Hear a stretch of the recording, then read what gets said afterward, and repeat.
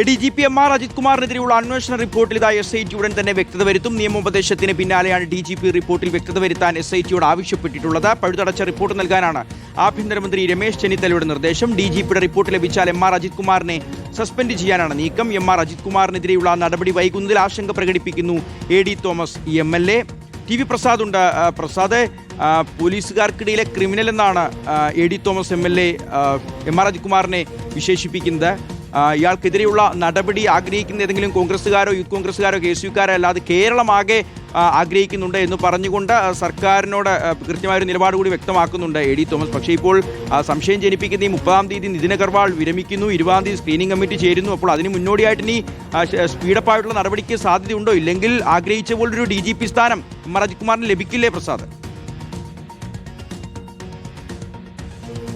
ഷിഹാസെ, ആ രീതിയിലേക്കാണ് കാര്യങ്ങൾ പോകുന്നത് എന്നതാണ്. നമുക്കറിയാവുന്നതുപോലെ ഓരോ കോൺഗ്രസ് പ്രവർത്തകനെയും സംബന്ധിച്ചിടത്തോളം ഏറ്റവും പ്രധാനപ്പെട്ട പ്രശ്നങ്ങളിൽ ഒന്നായിരുന്നു മുഖ്യമന്ത്രി പേരിട്ട് വിളിച്ച രക്ഷാപ്രവർത്തനത്തിൻ്റെ പേരിലുണ്ടായിരുന്ന ക്രൂരമർദ്ദനം. അതിൻ്റെ പിന്നാലെ നടത്തിയ അന്വേഷണം. ആദ്യ മന്ത്രിസഭാ യോഗം തന്നെ പ്രത്യേക അന്വേഷണ സംഘം രൂപീകരിച്ച് തുടരന്വേഷണം നടത്തേണ്ട തീരുമാനമുണ്ടാകുന്നു. AP ഷൗക്കത്ത് അലിയെ അന്വേഷണ ഉദ്യോഗസ്ഥരാക്കിക്കൊണ്ട് വളരെ പെട്ടെന്ന് അവർ അന്വേഷണം പൂർത്തിയാക്കി റിപ്പോർട്ടും സമർപ്പിച്ചിരിക്കുന്നു. പക്ഷേ റിപ്പോർട്ട് ഇപ്പോഴും DGPയുടെ മുന്നിൽ കിടക്കുന്നു എന്നുള്ളതാണ്. അത് വ്യക്തത വരുത്തുന്നു.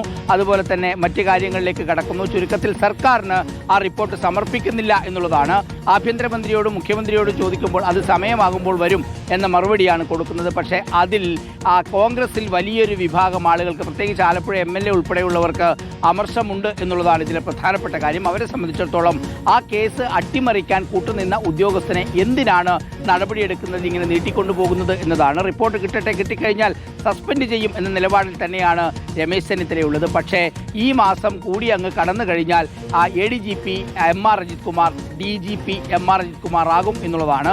അതിനു മുമ്പാകെ ഈ റിപ്പോർട്ട് വരാതിരിക്കാനുള്ള എല്ലാ കളികളും കളിക്കുന്നു എന്നുള്ളതാണ് ADGP MR അജിത് കുമാറിനെ എതിർക്കുന്നവർ പറയുന്നത്. ആ രീതിയിലാണ് അവരുടെ സംസാരവും വരുന്നത്. പക്ഷേ ഇപ്പോഴും റിപ്പോർട്ട് വ്യക്തതയ്ക്ക് വേണ്ടി വിട്ടിരിക്കുകയാണ് DGP എന്നതാണ് പ്രധാനപ്പെട്ട കാര്യം.